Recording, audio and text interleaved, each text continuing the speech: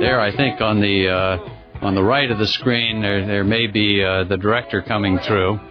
At some point, I seem to remember that. There I am, right on the right. Oh, I saw that mustache. I had the worst mustache in the history of the planet. After me, they were thinking about banning mustaches forever because it was so scraggly looking. And the makeup people offered to fill it in with pencil. And of course, it looked like the makeup people had filled it in with pencil. They know the faces. That's so crazy. How you like your father? What father? I look like your father? Please don't call me that. I never could stand that. But yeah, I think the place is, energizing. Hey, it's all right. It's great. Very good place.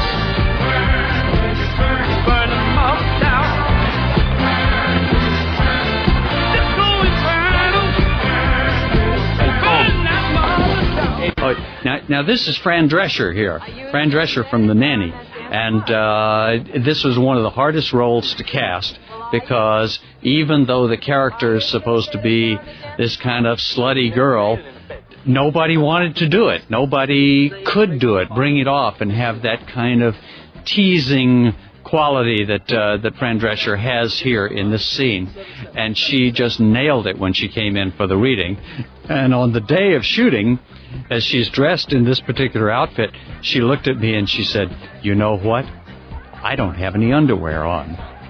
And that was her whole kind of setting up for being this, teasing girl working at John and seeing this verbal duel between the two of them, which is so funny.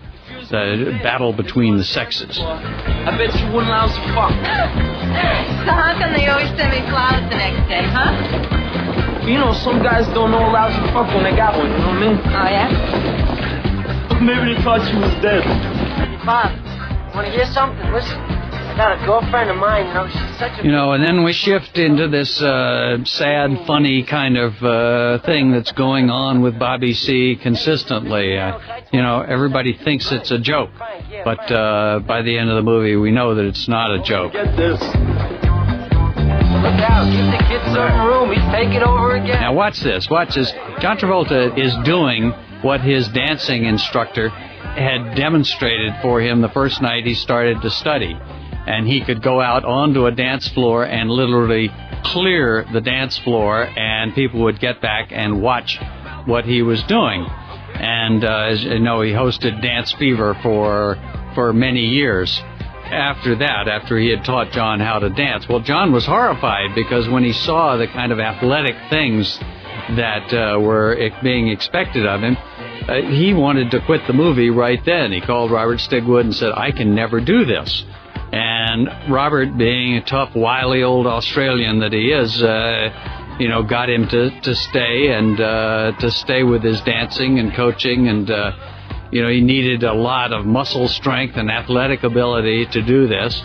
And my job as a director was to stay right with him and focus it and get that quality on film.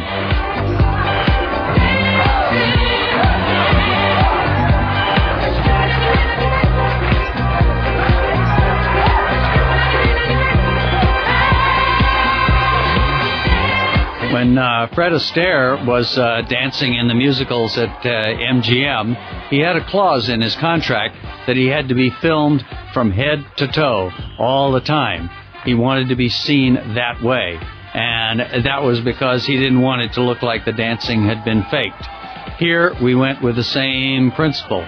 We wanted to see his dancing, that he was really doing it. And so there is an occasional close-up or two, but there is no question here as to who's doing the dancing. And that was very important to John and very important to all of us. Because it is easy to use a dance double and a little bit of cleverness and, paste the dance together from various different parts. Oh, man.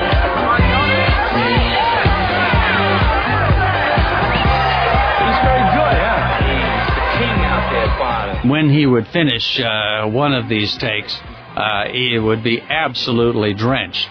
And like a lot of dancers and circus performers, they make things look so easy, and yet it's truly, truly exhausting. Hey, Frank.